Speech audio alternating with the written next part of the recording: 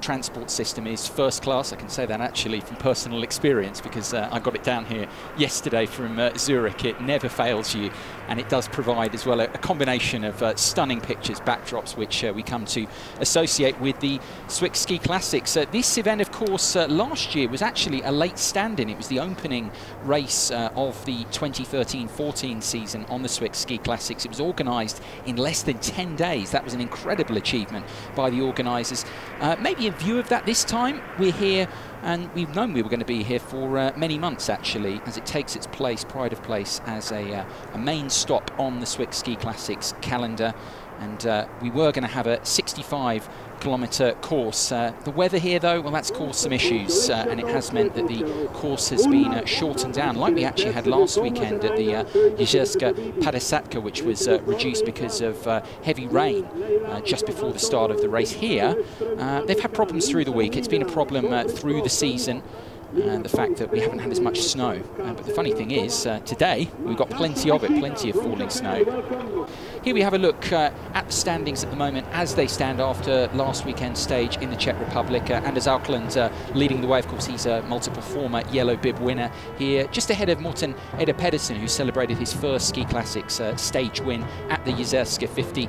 See Petter Eliasson there in third. And in the women's standings at the moment, Katarina Smutner leading things there, but some issues in terms of her representation. Sorana Bonner, the defending yellow bib holder, they're on 360 points. Britta Norgren of Ski Pro-Am, the all-female team there in third spot. And you can see the sprint standings. It's going to be interesting today. A couple of further sprint competitions here at this stage. Austin Pettersson leading the way at the moment. And then in the team standings, Team Coop, they have been so consistent over the years. We've made this point. Will this be the year finally when they win the blue team bib competition? They're leading things at the moment. They also have Bill Impala leading the youth bib, the pink youth bib standings, and then just the one, of course, in the women's standings. They also lead the way with Hilda Landheim there leading the way. Interesting in terms of the standings at the moment. What's going to happen today, because it's very tight, of course, after the opening few races of the season. Confirmation of the weather conditions around freezing at the moment. It's that all-important factor in terms of the waxing preparation as well. This is the key factor. Not too much wind to speak about, really. Humidity fairly high here, of course, but temperatures, as I say, around freezing, and the fact that we've got that falling snow as well does present a further issue, doesn't it, Jesper, for those who are involved in the preparation, the waxing side of things. We have the stars, don't we, the likes of Auckland and Bonner, but there's a lot of hard-working people behind them in those teams who put in the hours, as you said, particularly the night before a race, and particularly when you've got conditions such as these here. So members of the teams here out ready, getting ready to go. Where are we now? About 7 minutes away from the start. Talk us through actually some of the issues there a little bit for them. We say they've been up overnight, you know, late working. In terms of these conditions, the difficulties, you know, where it is at the moment as it is, especially when you look at this course. I mean, we've got the course now here, we're getting to take you through it. I suppose combine those two aspects, because this course was originally 65 kilometers, Jesper, but it's been cut down because of the lack of snow. Yeah, we start pretty flat up to the village of La Punt, and then we go down, and it's a lot of, not so many, but some short hills when we passing the start, and then we have the toughest climbs in this part of the race, and turning, and there is the sprint after 14k, and then out on second lap, and they will do 2 of these 14k laps, and then on the third lap you will see it very soon, they will go for the finish. So here on the third lap, the red line, they're coming down to the very end of the valley where we turn, and then they go here under the railway and up to the village of Zeus, and the finish line for 43. Actually, we have some hundreds meters taken away because there was avalanche forecast, so they were putting the track a little bit lower in the valley instead of up on one of the hills. This is Nina Lindsen from Team Ski Pro-Am. She's doing her premiere for the season at this race. Yeah, 36 years of age now, Lindsen. Just there at the start line, which is away from us. They're in the main hub of activity. It was funny, actually, we went for a little walk around, didn't we, And it's funny, just 20 minutes or so, what a difference it makes, because we were there, you know, hour and a quarter before the start of the race. So many people around, 20 minutes, everyone's there wanting to have a bit of this. Here is the start list then, confirmation of it for the women. Sorana Bonner, the defending champion, heading things up. Laila Cavelli, it's good to see her back in the Ski Classics. She was at the Yzerska last weekend, and Britta Norgren as well. These are some of the key contenders. Annika Lofström there as well. We've seen Nina Linsen, and Lina Koskren is not going to start, we understand, as you say, on that start list there, but she won't be beginning. But Masako Ishida certainly will be, and she's boosted the Team United Bakeries outfit. Brilliant result for her last weekend in the Czech Republic, taking that second spot in what was her debut in Swiss Ski Classics. And there's some of the other competitors there as we go through the rest of the field. Of course, Hilda Landheim of Team Coop, who is the one who is eligible for the moment for the youth pink bib for the women. Waiting the race director's movement here. And they are away. The start of the women's race here at La Diagonela, this world-famous location in the St. Moritz region here in the Swiss Alps. Guy McCree and Jesper Jonsson to take you through this. Very interesting to see in these early stages who gets into a good groove. And we will, of course, recap on the course, because the course has had a lot of changes, down from 65 to 43 kilometres, Jesper, and always interesting. Not too much you can read into the first few kilometres or so, but just seeing how everyone's getting into a groove early on, get the early impressions. Yeah, and as I told you before, the start of the course is pretty flat up for the first village, where we turn up in the Engadin Valley, and it's in the way down. We have some small hills and actually some pretty narrow turns. It's a little bit tricky, and the skiers I talked to yesterday said, yeah, it's pretty funny course. And then we're passing here at the start area, going down the valley, and also have some, I should say, tough hills. And then we turn down in the end of the valley, going up again through the start area, and there we have the sprint after 14K. So the start of the course, or the start of the lap, we should say, because we do this lap 2.5 times. The start of the lap is like this, double poling, easy, some small hills, and then on the way back down in the valley, seems a little bit confusing when we're going down that we have the hardest part, but you take them up through the forest you see on the right side, up on this side, through one of the mountains in the valley, and going down and up and down some 4, 5, 6 times, and then it's a little bit flatter on the way up. You can see there, Ricard Tinel is leading the start list. That's because he was the surprise winner of La Diagonela, the opening stage as it was of the 2013-14 Swiss Ski Classics bid. You can just see behind him the man currently in yellow, Anders Arklund, alongside his brother Jürgen. Former champion as well from 2011, Stanislas Rezac, and Ricard's brother Daniel there as well. So many big names in this men's field. Morten Eder Pedersen, it's been great to see him kick on in the early stages of this year's Swiss Ski Classics, because of course he's a double former youth bib winner as well. If you like, he's been nurtured through the Swiss Ski Classics, and maybe this is the year he really goes on and takes yellow in the end. He's in a great place to do it. Team Santander have Jens Eriksson back. I know, talking to their team, they're very pleased to have Jens back in the fold. Tor Berdal not involved there. That's a little bit unfortunate for him. See some of the other competitors there as well. Youngster, the likes of Andres Nygaard there. But no, on Berdal, we just saw there in the start list, he's not taking part. He's a big loss from the Team United Bakeries outfit. I do want to dwell on some of the others, but get your thoughts quickly on that. Yes, with the 26-year-old, because he was runner-up last year in the pink youth bib to Christopher Callison. And he's a big part of the Team United Bakeries outfit. They're going to miss him a bit here today, you feel? Yeah, they lost their captain in Johan Kjølstad, and now they lost Tore. So, of course, it will affect the team. And Tore himself is a good skier. He was 5th in the Yzerska, and he was 7th here last year. So he's good in these kind of races, and he also did a good start in the pre-season with some races back home in Sweden. So, yeah. Almost ready to go then. The elite men, start of this year's La Diagonela. Just waiting for the start gun now. And they are away, the men, the top men of this year's La Diagonela.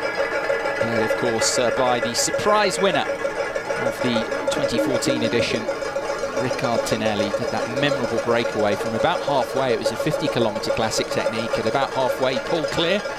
Although they tried their best at the end to reel him in, they just about held on. And he has the honour of leading them off, the likes of the Auckland brothers, and Øystein Pettersen and Christian Dahl and all the rest, as they just get underway. 43 kilometres, just under 43 kilometres for them. And we do have these sprint competitions as well to come. More on that as they build into things. The first of them at 14 kilometres, of course, we will take you through those. At the moment, it's very tight at the top of the sprint standings. As you said, Jesper said all the main bib holders there we saw at the front.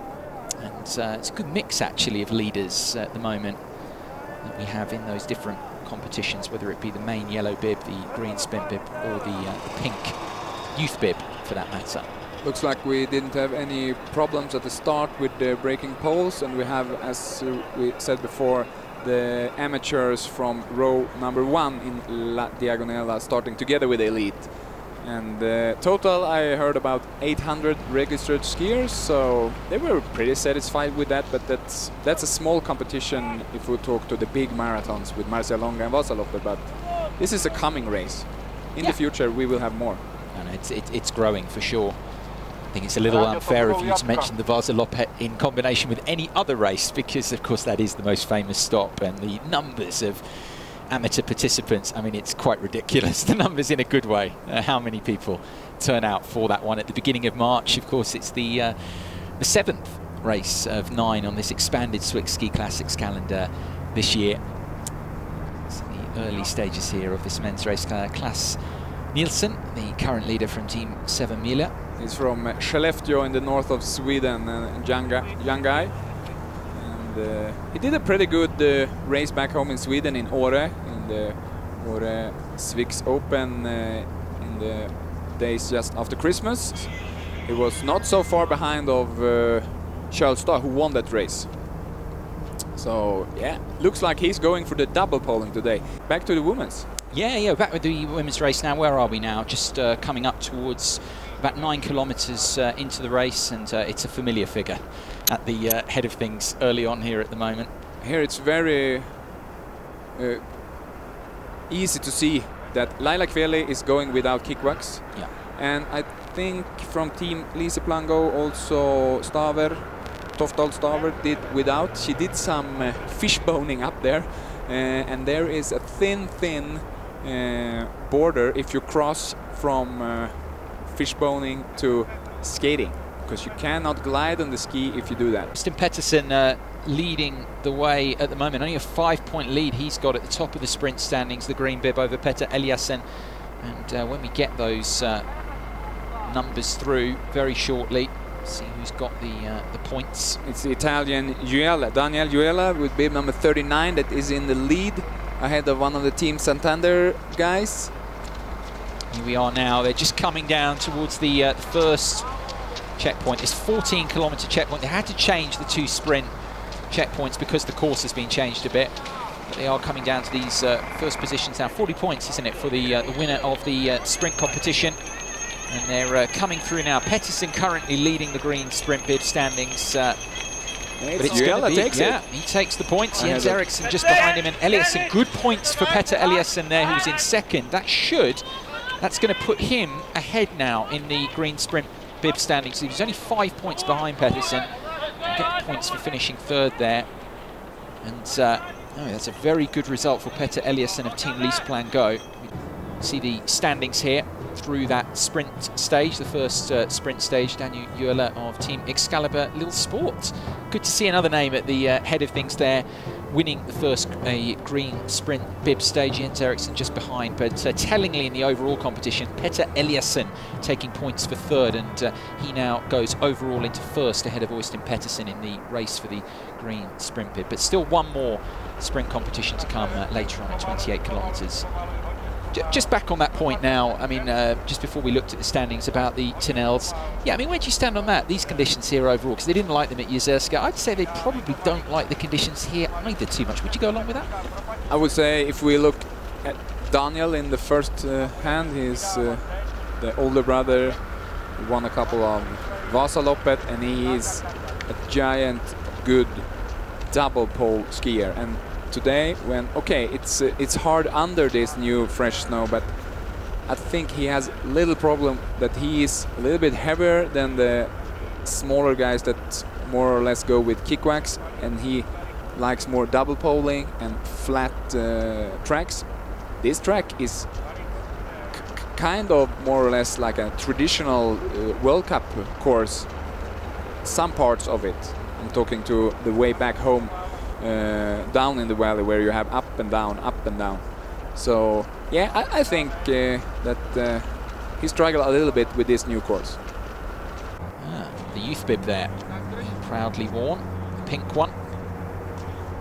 Bill Impola, familiar figure. Team Coupe, 25 years of age, and mentioned already he has been very consistent in the classics already this season. A couple of top 10 finishes helping him into the pink bib position.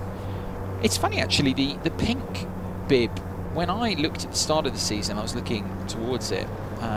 Jesper, do you go along with this? I mean, it's perhaps the most exciting one because, I mean, he's leading the way, but there's a lot of good young talents. Stian Hurlegard as well, who hasn't maybe done so much so far, but you look at the youth bib overall with the men, and you got some good names there. Andreas Niergaard, who was leading the green sprint bib standings as well, but Impola now has started to open up a 47-point lead over Anders Horst of Team Linsky. Putting together another good performance, it seems, here at the moment, Impola. Yeah, first of all, I think it's very good that they have the youth bib that can pick out a skier that is like Bill. He was 9th and 9th.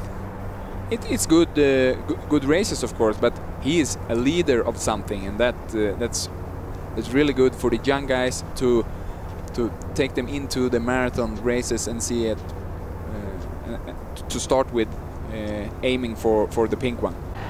So that Rezak is doing a good work in a chasing group.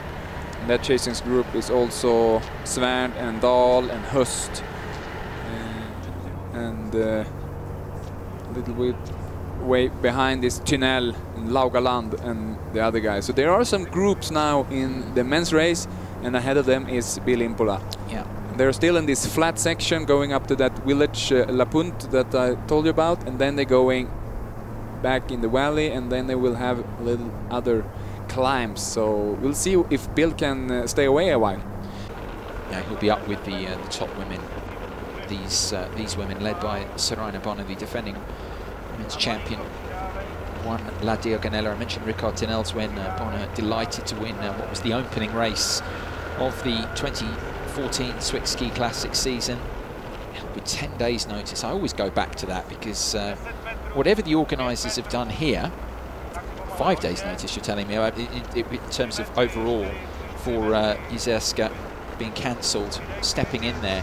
I mean, whatever they do here and they've done to get this course set up, I will always think to put on a race with that sort of notice, I mean, that got them, you know, massive brownie points, I think, with the organisers for doing that, as well as the skiing community in general to do that. Bonner with that opportunity that she didn't think she was going to get to race and win at home. This time she knew that she was going to be racing at home in this fourth stage, and in that lead pack at the moment, Bonner.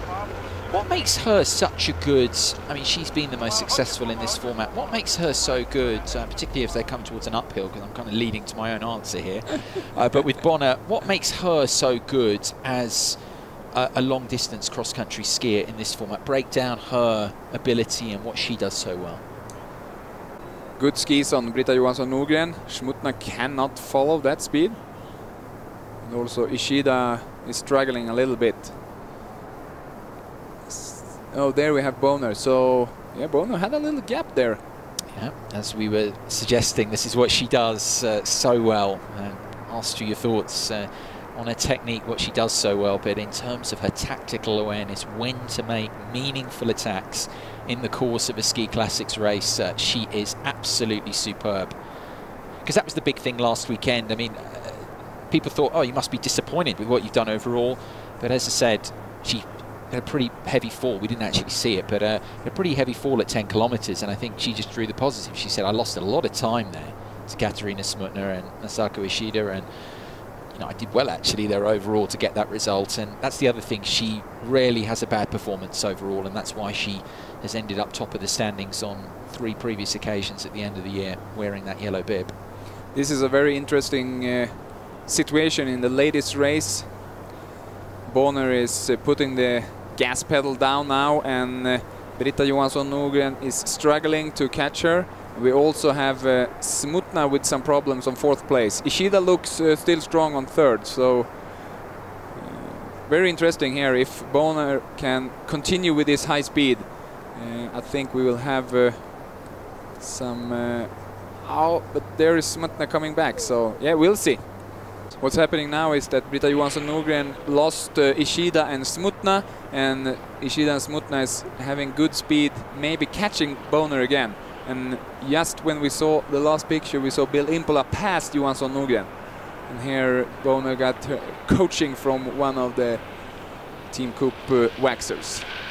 Yeah. So there you see Bill Impola now, the leader of the men's race, and maybe we can see soon. There is Britta Johansson Nordgren. She looks very tired. This is good view for the Coop team. Yeah.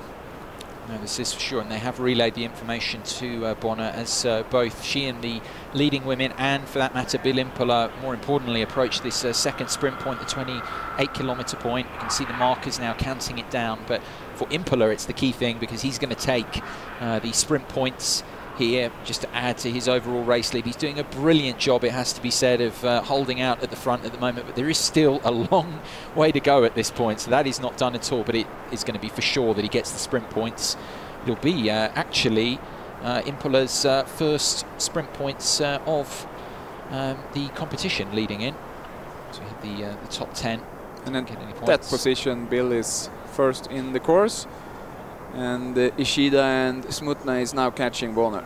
This is a great shot as well here now, because you have Impola, one of the leading men, youth bib holder, and then you have some of the leading women alongside them. This is one of the shots of the race, really, all within the same image. But yeah, Impola now overtaking the leading women as he approaches the second sprint checkpoint, this 28-kilometer checkpoint. It's the same as where we had it 14. It's actually just under that, because of we lost those what was it, those couple of 100 meters around that little change just before 28, as it is now 27.8 kilometers sprint 2. And last time it was like 35 seconds for Bill Impola down to the leading group, the chasing group, and we'll see if they have start to do some work together, or if they are still arguing which is going to take the work.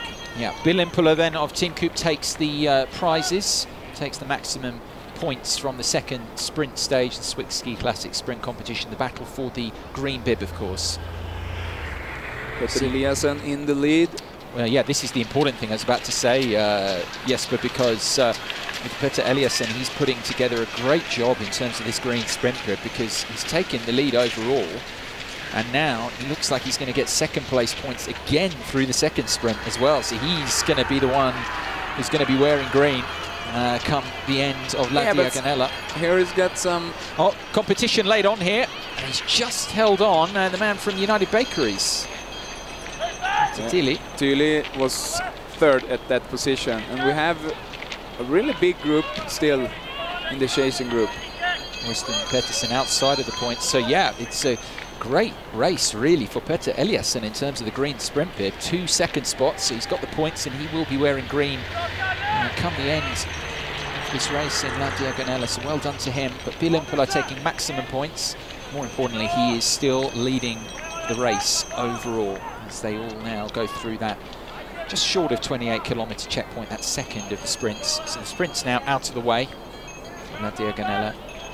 They're well spread actually through the course of the season. We normally have 2, sometimes 3. We had 1 at the opening race in La Scambeda at 4 kilometers in Livigno, but generally there's 2 or 3. A couple more here, and that sprint bib race through the season is taking shape now with Eliasson. He's going to be taking the lead. Confirmation then of the standings there in terms of the second sprint. Impola taking the maximum points from Petter Eliasson, who will take green overall. the overall lead after this race from Lise Plango. And in terms of the overall lead, you can see Impola with a lead of over 39 seconds over the rest at the moment. That is a handy lead to have at this stage.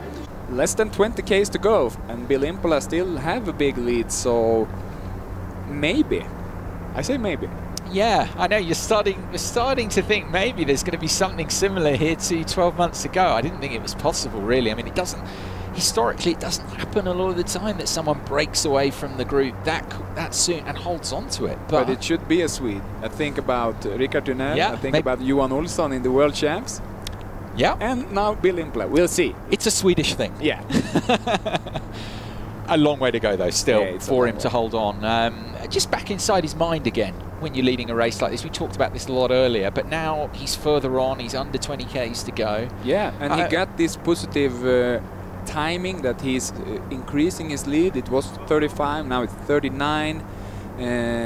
He's just got that information, and here he's got the sprint standings. Yeah, he's got the 40 points there, his first points of the sprint competition. But as I say, most importantly, Petter Eliasson of Team Lise Plango with the second place points, again the 30 points, which we'll see at the end, will put him into green. Coming out of this race, there it is, confirmation. I did my numbers correctly. Yes, you did. And there was that nervous moment before we had the confirmation up where I'm thinking, oh, have I got this right? But yeah, he now has a 40-point lead, Eliasson, over Øystein Pettersen, who was the previous leader in this green sprint bib race. And now the chasing group are in this last hill before the final 3Ks. Yeah, I mean, this is the interesting thing in the men's race now. I mean, who's going to take these other positions, because that's all still to play for. They're making their way up these climbs. These are brutal at this stage after all the work they've put in. To have this at this stage, you highlighted it, Jesper, at the back end, that it could be telling. And with this pack so tightly bunched, this is a crucial period of this race for the rest of those podium positions as well. Øystein Pettersen is still in the lead of that group, ahead of Callesen. We have also Jon Christian Dahl in this group. Jon Christian Dahl, who was very satisfied with the last weekend. He have some problems at the start of the season, and hopefully he can be on the top 5. Yeah, it would be a good consistent result for him. Dahl had problems at the beginning of this Swiss Ski Classic season. Missed Livigno with injury. I hope this GPS is correct now, because then Bill Impola is on the wrong place. So hopefully he's doing the right course. I'll try and pick him up again here now. Just trying to pick up the leader. But there you see that Bill Impola went out for another lap instead of going right. No, that could not be correct. Could it be? Could he done wrong? Yes, we're getting it confirmed here. Actually, you're absolutely right, Jesper. Bill Impola has taken unbelievable. He's taken a wrong turn, and well, we were saying the race was done and dusted. Maybe not so now. Deary me. After all the work he's put in, he's taken a wrong turn. I'm so sad. I mean, the viewers can't see your face here, obviously, Jesper, but I mean, we just can't believe what's just happened there. Race in the palm of your hand, and as you pointed out, we're looking at our GPS tracking now confirmed by our teams out there on the course, by our production team as well, that he's taken a wrong turning. Yeah, this makes the race a little different, of course. Now we have a big group going for the finish. And Bill Impola, I think that could be the answer of not coming here the week before. The other guys have been there doing the course a lot. Bill Impola arrived yesterday, the evening, and he still doesn't know that he's wrong. Surely that Team Coop have got to get out the information now. They will know, for sure, they will know this. But I hope he didn't just follow the snowmobile or something. Because, yeah, he's wrong. So we will focus now on the leading group. Yeah. And the leading group still are together. Yeah, Øystein Pettersen and Anders Auckland, and they could get a real bonus from this. Yeah, I mean, Turase Gjerdalen is also a lot in the... Yeah, Gjerdalen actually did well in Jezerska last weekend. Here we have them. Good push. Here they are. And they have like 2Ks to go, and now he's got it. Oh, now the word through to Impala from the Team Coupe. Yeah, he's taken the wrong way, and that's surely dealt him a huge blow to his chances. It's now sinking in. That is just an unbelievable turn of events here at La Diagonela. He had the race in the palm of his hands. Yeah, he was a minute and 15, minute and 20 clear of the pack. But now the lead group have this bonus. It's such an unexpected bonus. Do you think they know it? Disappointment. Well, they'll now see, surely they'll see at some point Impala not ahead, and they'll think, what's gone on? Is he fallen? Is he, what's gone on? I mean, surely they'll think that couldn't have happened. He had such a big lead. But now the prize is up for grabs, and we're in prospect here of an amazing finish to the race, because the lead group are going to be battling it out for the race win at La Diagonela. The likes of Eliasson and Pettersson and Auckland and Jedalen and Jon Christian Dahl are all in the shake-up there in the lead pack. Christopher Callison as well. Wow, it's given us an unexpected bonus, but you've got to feel for Bill Impala in some respect, because he was dominating. He had the race won, you felt, and that's it. Just can't believe it. All the hard work from 15 kilometers, he made that push. They're wondering now, why didn't he, what went wrong? And it's going to be an incredible finish here, because how many do we have here? We have 7 skiers in that group, that lead group. We have three tracks on the finish line, so they will, all 7 of them will not be on the side of each other, and we have 2 guys. Any of these can win La Diagonela. Yeah, and now they're not pushing as hard as they did minutes ago. So we have double Team United Bakeries in each track, and behind them we have double Team Lise Plango and double Santander. And we have a very disappointed Bill Impala. Yeah, well, Team Coupe, when they look at the inquest on that, still promises to be a very good weekend for them with Sarina Bonner, but overall, just absolutely tremendous misfortune. But what do they say?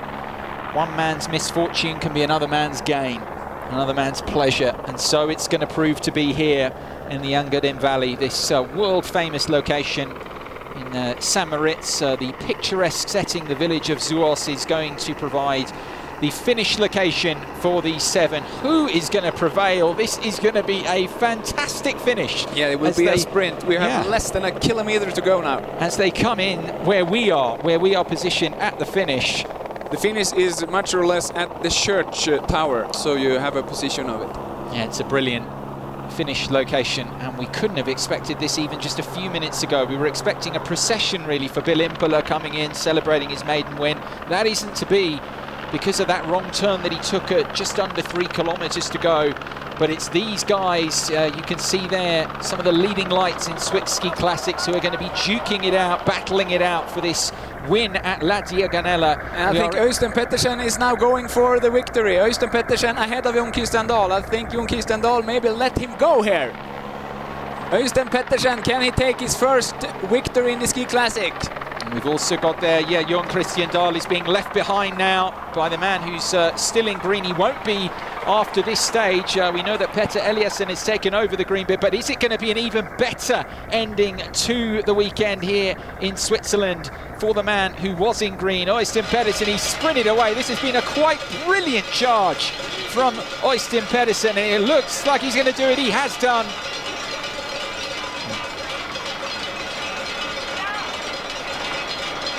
Yeah, that is not correct graphics. It was, of course, Øystein Pettersen who was first. And the other guys coming in, sprint to the finish. It was always going to be that way for what was the chasing group. They were going to go for the podium positions, but in fact, it was the leading group challenge, the leading positions, and at the end of it, triumph there for the man. Ladies are now just 500 meters from the finish. Yeah, our focus now turns to the women's race. A lot of drama around that men's race that we didn't expect because of Bill Impala's wrong turn and then the sprint finish. But the women's race, we've neglected a little bit because of that, but it still is looking very, very interesting at the moment. Yeah, this is Britta Johansson Norgren. She is on 4th position, and she is 200-300 meters behind of Bonner, Ishida and Smutna that is still together, but I want to see them. I think this actually could be an even more exciting finish than that unexpected sprint finish that we had to the men's race, because as you say, our GPS tracking, not with them right now, but the GPS tracking suggests that Bonner, Smutna and Ishida are neck and neck at the moment. TV production must now find them. I hope they do. Yeah, we're here at the moment, as you say, with Britta Johansen Norgren of the Team Ski Pro-Am. Another solid result from her. She's going to be in 4th. Very, very consistent performances from her every year, really. She was in 3rd in the overall standings, 220 points. So she's getting 4th again. I mean, she's getting another 120 points. She's a very solid skier, as you say. Very good in the downhills as well. Struggled a bit more in the uphill to stay with the top 3. We still haven't got any cameras on Bonner and Ishida and Smutna, and I'm looking out here of our window. Yeah, and I see on the GPS that they are on their way in. Yeah, they are on their way in. We're going to hope to be with them, because they're going to be with us very shortly. They're also making their way now towards the finish location where we are in this beautiful here we have city of Zoos. Here they are now. It's and Ishida in the front. Yeah, Ishida is taking the lead, wearing 9 there. The Japanese who came 2nd last weekend on debut in Swiss Ski Classics at Ježevská Padesátka, the signing for Team United Bakeries. Is she going to go one better here at La Diagonela, or is it going to be Sorana Bonner on home soil who defends her race title here, so to speak, or is it going to be Smutna? It could be any one of them here, but it's still Ishida out front at the moment. They're coming towards our finish position, towards the finish line, and Ishida seems to have a lot about her here. The Japanese, is she going to take the race win here for Team United Bakeries and for herself? It could be a double of Team United Bakeries today. Yeah. Øystein Pølsa Pettersen took the men's. Who will it be in the ladies? Will it be Smutna or will it be Ishida coming down in the last curve? They are just coming down here towards the finish line now, and Ishida is just trying to hang on. Is she going to make it a double for Team United Bakeries? She is going to do that. It is double joy for Team United Bakeries this weekend at La Diagonela, and it's a maiden Swiss Ski Classics triumph for the brilliant Japanese woman, Masako Ishida. So with me here I have Kristoffer Callesen, Lise Plango, number 2 at today's race. How was it race, Kristoffer? It was fantastic. Yesterday I wasn't even good enough to go to the press conference, and today I just had the best form ever. I was never really tired. I could just go on in every uphill, and I think I had an amazing finish. I'm a real bad sprinter, but today I beat a lot of good guys, so it was the best race in my life, I think.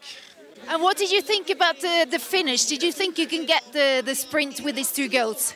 Arigato! Arigato! It's quite hard. So a double victory for Team United Bakeries, Øystein Pettersen. Yeah, it's our first double victory, I think. And I think it has to be the best-looking winners in the ski classics ever. So Øystein, no, I don't disagree. So Øystein, tell us about your race. My plan was to stay in the leading group and try to save as much energy as possible for the sprint. And I have to say that when Bill went away, I didn't. First of all, I didn't take him seriously. I thought he was just showing off.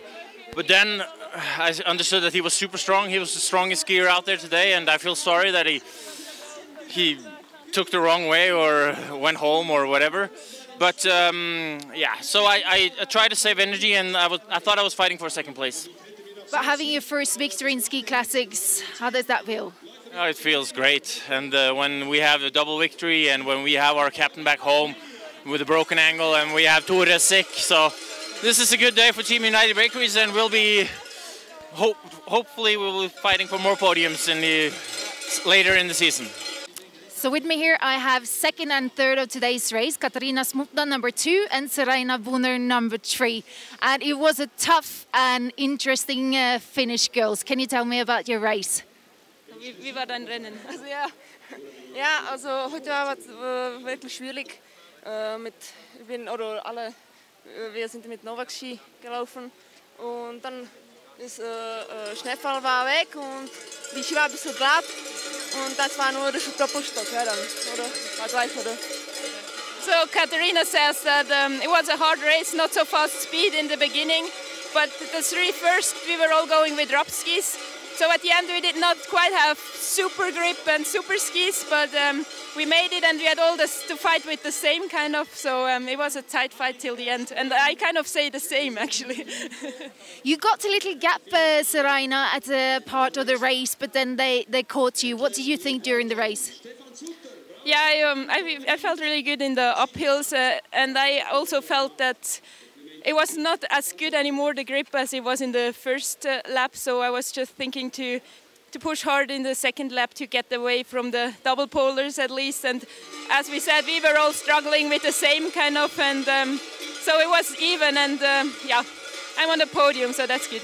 Here's confirmation of the final results in the men's race. Øystein Pettersen winning that sprint finish for Team United Bakeries, the win. Christopher Callison of Team Leaseplan Go, the winner of the youth bib last year. Excellent second place result for him. Jon Christian Dahl just behind, another excellent result for Team United Bakeries. And Morten Eder Pedersen, big disappointment for Team Coop because Bill Impala was leading till just under 3 kilometres to go, and that's the highest result therefore Coop have got, and big disappointment for that team and for Impala. Of course, and looking at the nationalities, it was 11 Norwegians, 10 Norwegians top 11. It could have been a Swede in the top, but it wasn't. In the women's standings, Masako Ishida winning in just her second Swick Ski Classics race, second at Jezerska, goes one better this time. It's a double for Team United Bakeries in the races. Katarina Smutna, and she has second place following up her win last weekend at Jezerska, and the defending women's champion Saraina Bonner having to make do with third spot for Team Coop on home soil, just behind those two. This is where we look then after La Diagonela for the men in the race for the overall yellow bib presented by Rottefeller. It's Øystein Pettersen now who takes yellow overall, just ahead of Morten Eder Pedersen, who finished fourth in the race, and Anders Auckland, the previous yellow bib holder, is in third spot. Very tight there at the top.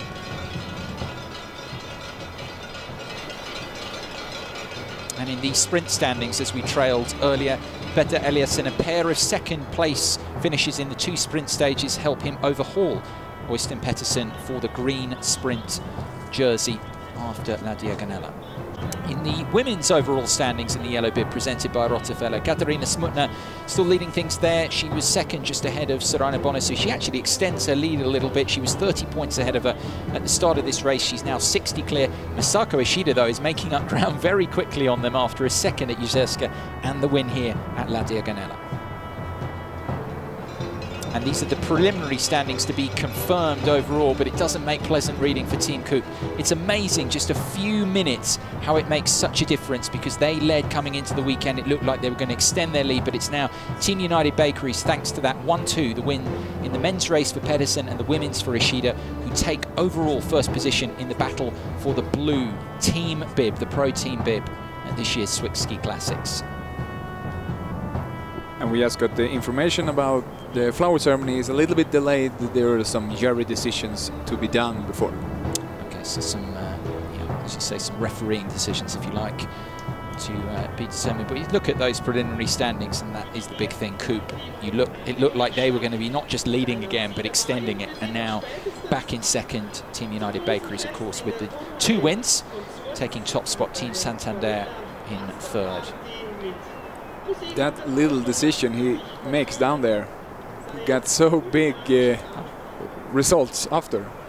It's the thing you take away from this weekend. I mean, with all due respect to Pedersen and Ishida for winning, I mean, maybe people will actually remember La Diagonela for the wrong turn of Bill Impala with 2.9 kilometers to go, or whatever it was, because, as you say, the ramifications, not just for him personally, not just in terms of the men's race, but also the team standings as well, and just the confidence and everything going forward, because it's going to be difficult for Team Coop, despite all the brilliance that they've shown, to respond to that. Not a lot of time to respond. They'll have to just reset, think about what they did right, because they did a lot right this weekend, and get ready along with the rest of the pro teams for Marcia Longa. I'll return to Italy again next weekend. The race is coming thick and fast, so we're looking back at some of the highlights, of course, of the pro races, the elite athletes. Power, the training, it all comes out here, and that sprint finish which Pedersen managed to prevail in to take the win in the men's race.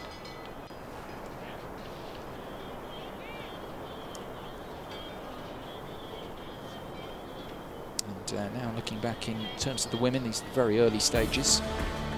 Katarina Smutner, who's wearing yellow, still is. That group of 3, they broke themselves away. Decent chunk into the race. And stayed with each other, joined them at points, and that was the familiar theme, wasn't it? That the 3 of them were together, and they were together really much right to the end. In the end, Bonner thought that she might be able to do something on that final uphill. Didn't happen.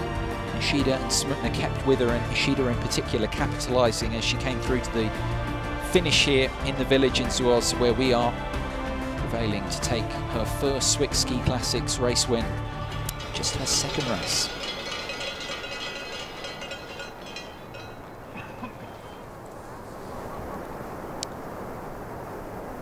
Still waiting for the presentation ceremony at the moment. We're just hearing there's some decisions going on at the moment, just confirming the results. That's why there's been a little delay from where we would normally be with the ceremony. We've got to make sure that everything was done correctly, of course, yes, but that's the thing. We want to get on with the ceremony, but we've got to make sure it was done right in terms of what happened during the race.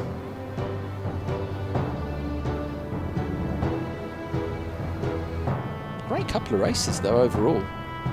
Couldn't have asked for much more. Didn't expect it really in the men's race with the way Impala went about things. But it turned into an exciting one. Now they all. I mean, what I wanted to ask you next was they touched on it in some of the interviews. Attention turning already to Marcia Longa. They're already thinking that because these races come so quickly one after another, it's a bit harsh actually on those who've won. You want them to enjoy it. But actually, to celebrate. Yeah, they can't really as much as normal, can they? Because it's a little bit like after Jezerska. You have to, as you said earlier, get your thoughts again on that. You have to think about the next stage of the recovery. Yeah, and some of the skiers will stay here. Some of them will go down to Val di Fiemme. Maybe they go to Seisjer Alm. They have snow in Seisjer Alm. They have not in Val di Fiemme. Maybe today they got some snow. I don't really know. But before today, they didn't have so much snow down in Val di Fiemme. So the skiers will now be in a position where they have snow for easy training, good hotels, good food, and get some extra energy, because now they are below 0. I talked about this 0 level. Yeah. They want to be above 0 when they start Marcia Longa next Sunday. It's one of the landmarks really here in this village. Huge tower there. So just looking out down from our position here, just beneath us, just a few other finishers coming through now, but we're setting up for this presentation. Fair few spectators actually here in the village.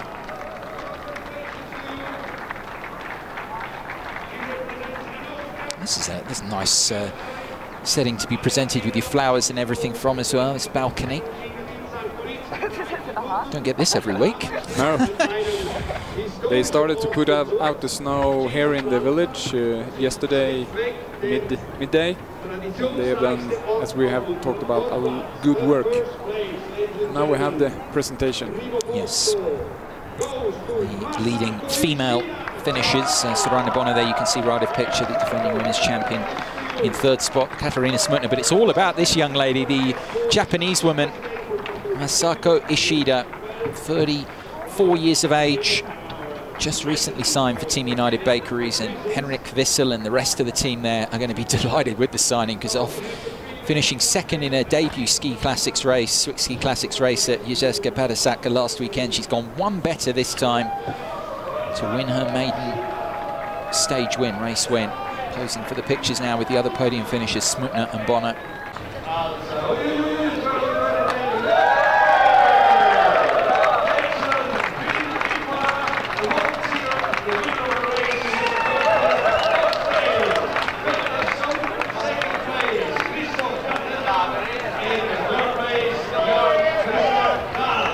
Next weekend, they're going to move on to the 3rd of these 4 consecutive race weekends. We go back to Italy to Marcia Longa, 70-kilometre, hopefully, classic technique. They get longer now. That one next Sunday, January 25th in the morning there in Italy. Back there, this time for Marcia Longa. As this year's Swiss Ski Classics continues apace. Remains for us to thank everyone who's involved, put on this race. Remains to thank Jesper Jonsson. Great to work with you for the first time, Jesper. We've enjoyed it. A couple of terrific races for now, though, from Jesper and myself, Guy McCree. It's goodbye from Switzerland.